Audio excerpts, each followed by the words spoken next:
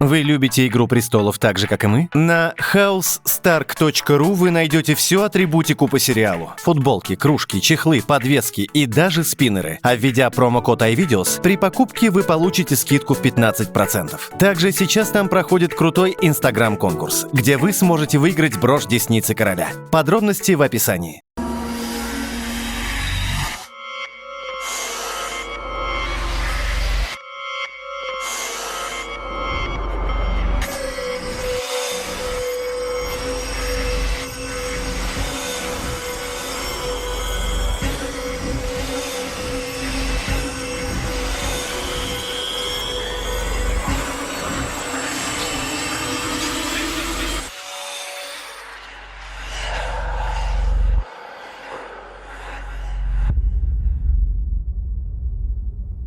Мы действительно долго не могли решить, кому быть в этой компании, а кому не быть. Разумеется, на ум приходила чертова дюжина. У каждого есть веская причина ненавидеть остальных. Это реально стоило того, знаете, собрать вместе все эти отбросы. Кучка наших любимых персонажей, большинство из которых не пересекалось на экране, внезапно оказались вместе на краю света. Мы объединили Тормунда, Пса, Джона, Берика, Джораха. Веселая вышла компания. Последовательность происходящего ясна на визуальном уровне благодаря Аллану и его команде. Суметь соединить сотни людей, погоду, визуальные эффекты, пламя, множество движущихся деталей и умудриться сделать все это художественным — такая задача много требует от режиссера.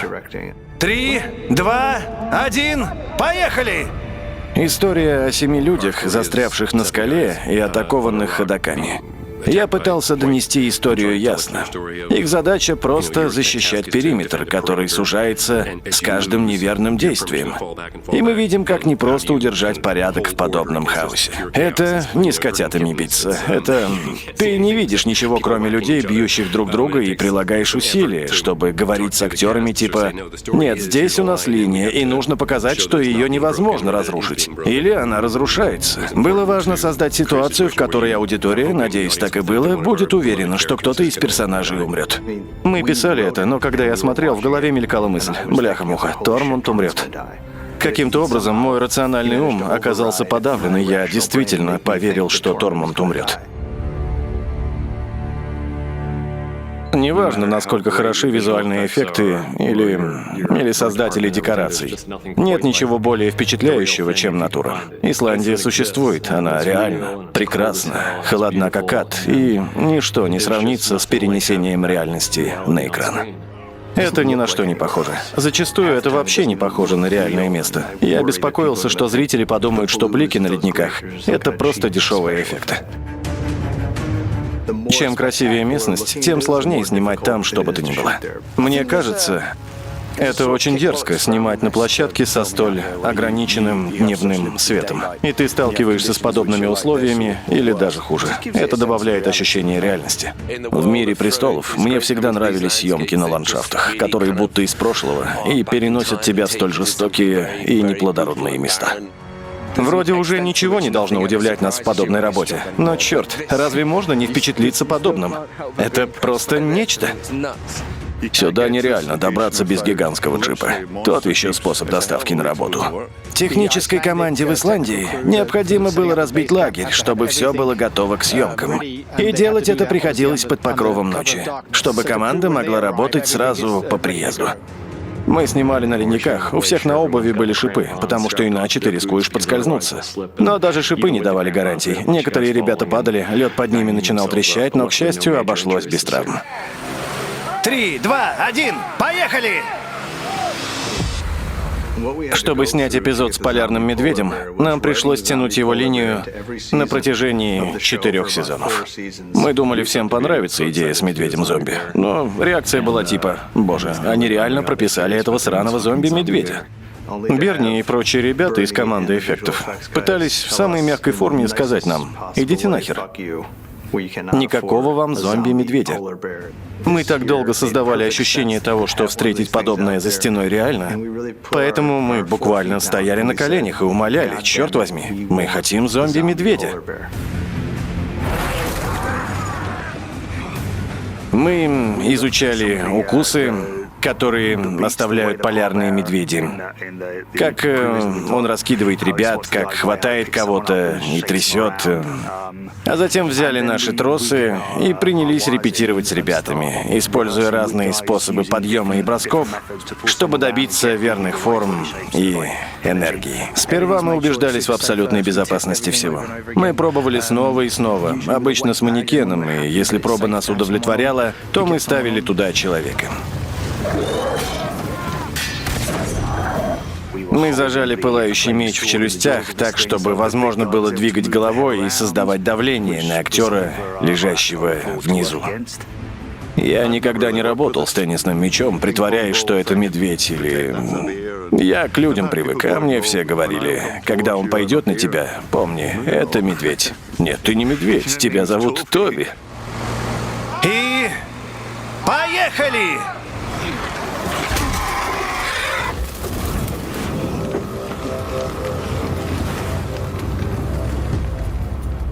Сложность заключалась еще и в том, что часть сцен снималась в Белфасте. Это один из тех случаев, когда съемки начинаются в одной локации, а ты отвечаешь за то, чтобы завершить их уже в павильоне. Тебе необходимо провести тщательную домашнюю работу, чтобы совпала каждая деталь. И Алан сумел создать целостную картинку. Когда мы стояли и смотрели на все это сверху, создавалось впечатление, что мы строим целый аэропорт, не меньше. Масштаб просто невероятный. Мы создали природу. Иногда, проходя там, я думал, что мы просто сумасшедшие.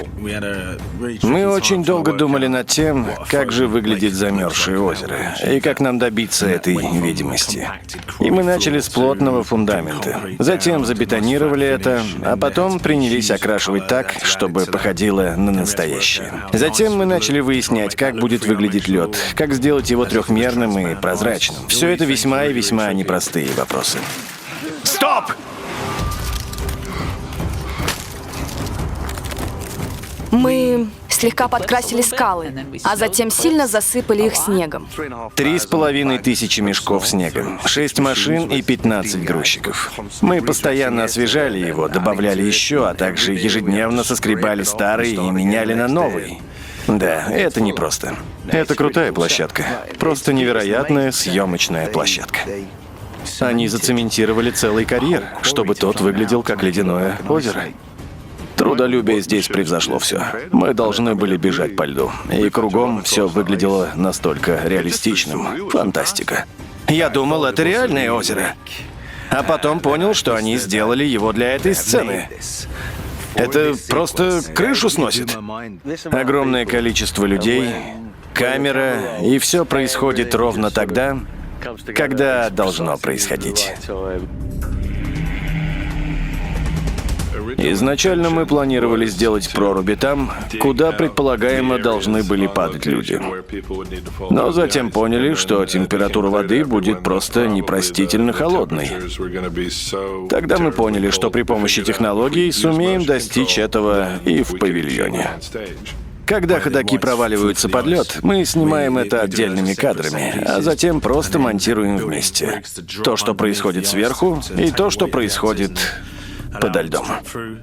На съемках порядка 10 ребят падали, когда двигалась камера. А в итоге там падают сотни, количество выросло. Все говорили: ух ты, будешь сниматься в резервуаре, класс. Ни хрена. Это конец сезона, а меня окунули в холодную воду, целиком в полном костюме. Это отстой.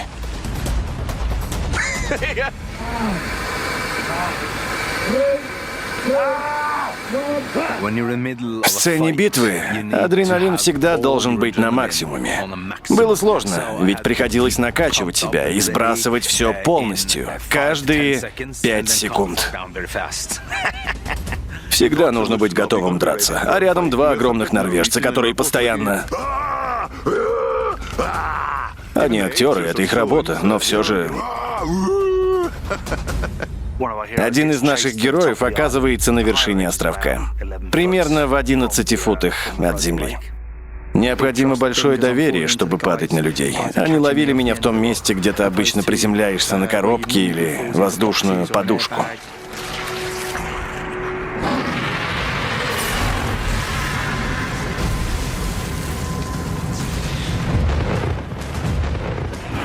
Смешно, как все изменилось. Во втором сезоне дракон сидел на плече Дэнни, а сейчас Дэнни сидит на плече дракона.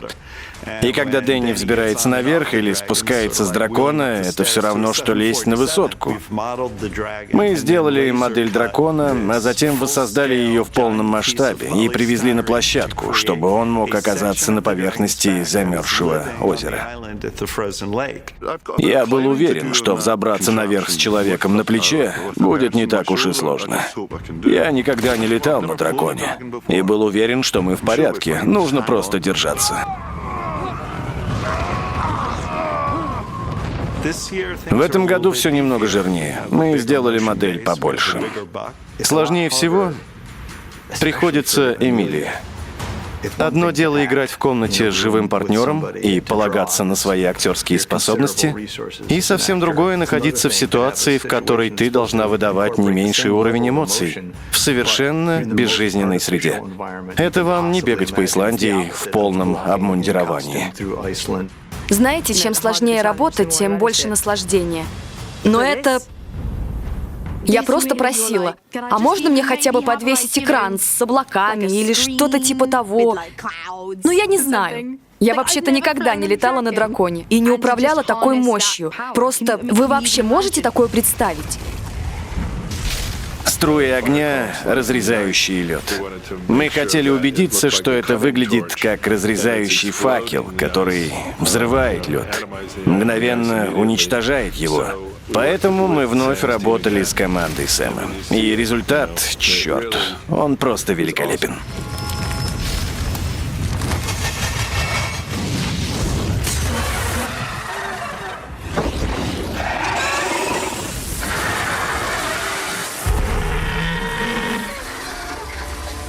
Мы знали, что Король Ночи воспользуется этой возможностью, и понимали, что убить дракона можно одним-двумя четкими прицельными попаданиями. Потому что, с одной стороны, ты видишь весь ужас того, что один из 3 уникальнейших существ в мире уходит под воду и не возвращается, и ты следишь за этим. Но, с другой стороны, еще хуже наблюдать за тем, как он возвращается из-под воды с глазами белого ходока. И ходоки получились выдающейся частью шоу. В них вложено много работы, особенно в их глаза. И увидеть, как столь каноничное внешнее отличие приобретает размер волейбольного мяча, это, безусловно, тот самый момент, когда зрители воскликнули «Мать твою!».